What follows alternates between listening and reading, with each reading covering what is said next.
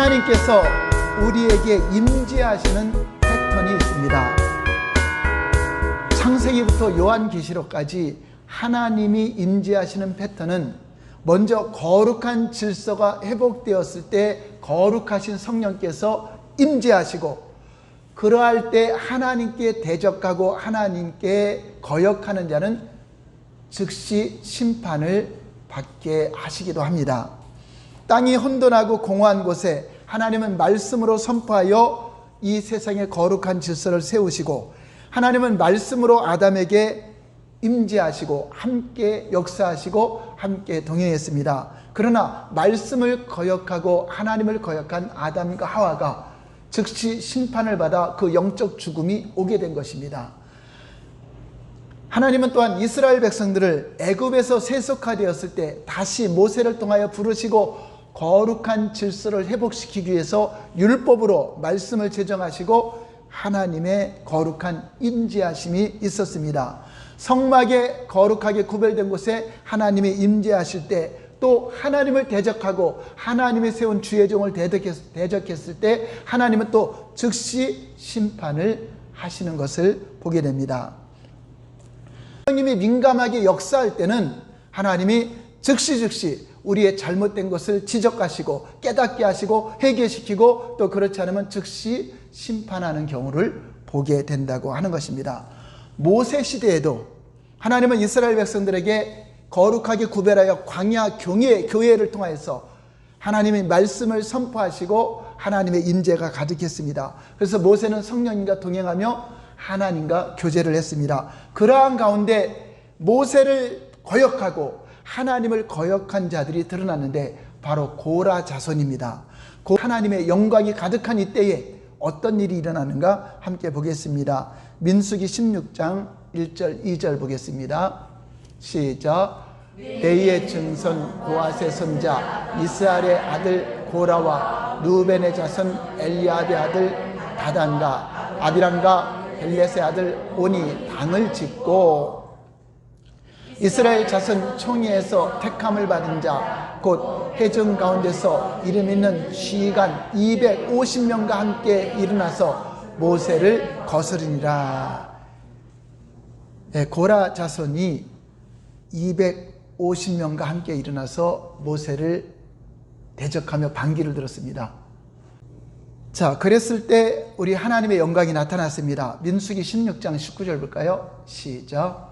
고라가 온 회중을 병문에 모아두고 그 두 사람을 대적하려 하며 온 회중에게 나타났습니다. 그래서 그 두 사람은 모세와 아론입니다. 하나님이 세운 하나님의 사람들을 향해서 대적하여 일어났을 때, 그 당시에 성령님의 하나님의 임재가 가득하고 민감한 때이기 때문에 하나님이 바로 영광 가운데 임재하셔서 바로 심판을 하십니다. 민수기 16장 31절에 33절일까요? 시작. 그가 이 모든 말을 마치자마자 그들이 섰던 땅바닥이 갈라지니라. 땅이 그 입을 열어 그들과 그들의 집과 고라에게 속한 모든 사람과 그들의 재물을 삼키매. 33절.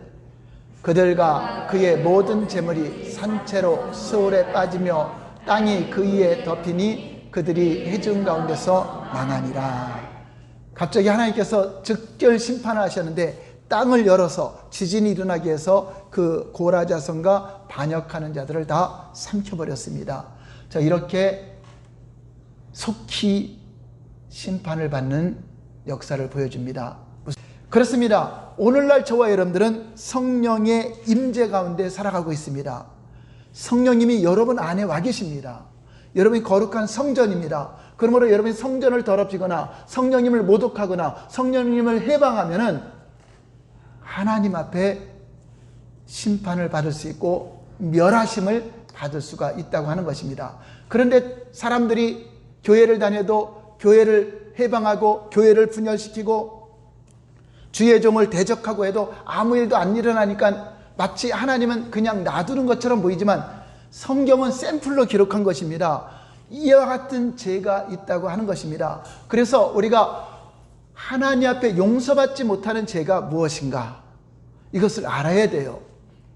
모르고 독약을 먹으면 살아야 죽어요. 알고 먹으면 결과는 똑같습니다. 그런데 알으면 먹어요, 안 먹어요?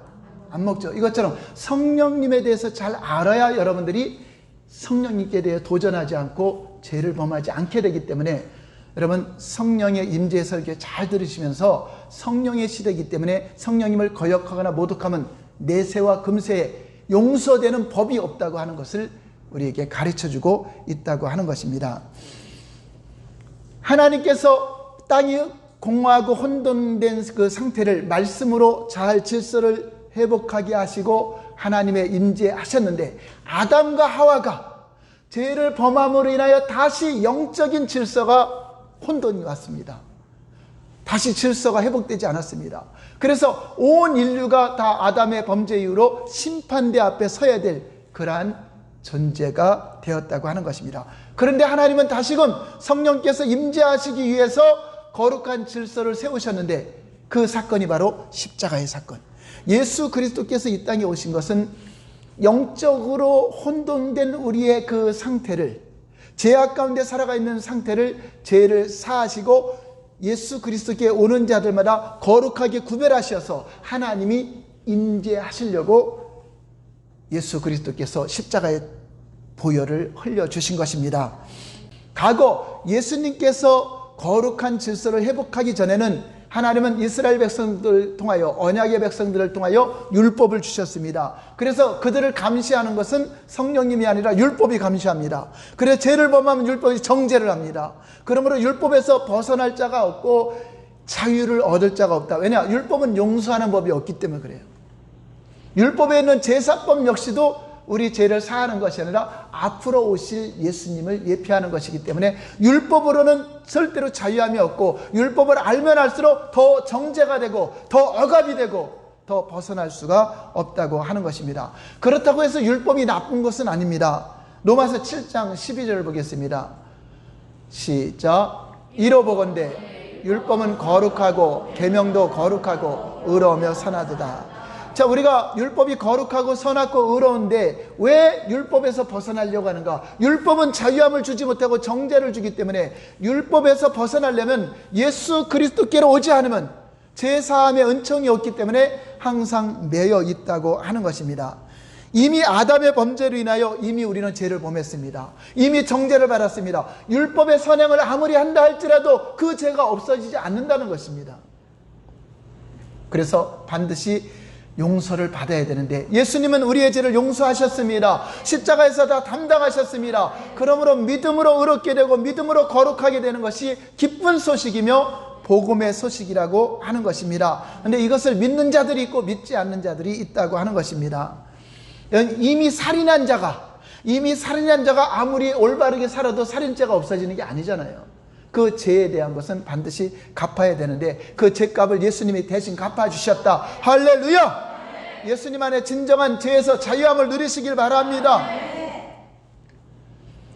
이 복음을 소유한 그리스도인들은 죄와 사망 가운데서 완전한 자유함을 얻는 것입니다. 그러므로 이제 우리가 거룩함이 회복되었어요. 그리고 거룩함이 회복되었으면 무엇이 오죠? 패턴에 하나님의 임재하심, 성령의 임재하심이 온다고 하는 것입니다. 그러므로 이제 성령의 임재하심이 오면, 과거 율법이 우리를 감시했지만 이제 누가 감시하죠? 성령님의 감시 아래. 성령님의 감시 아래 우리가 넘어지고 쓰러도 회개하면 용서를 받습니다.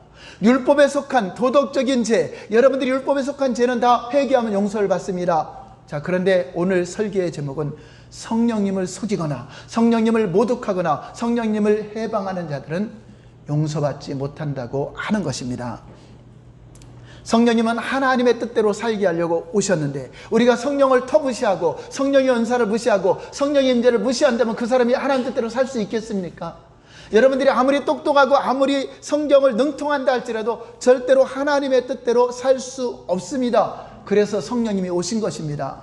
사도 바울 역시 성령의 인도함 없이는 승리할 수 없었고 하나님 뜻대로 살 수 없었습니다. 12 제자들 역시 마찬가지입니다. 주는 그리스도시요 살아계신 하나님의 아들이라고 고백한 사도 베드로도 성령으로 신앙생활을 하지 않으니까 예수님이 잡혀가는 날, 그날 밤에 3번이나 부인하고 예수님을 저주하고 무서워서 다 도망가고 제자들도 문을 닫고 있었습니다.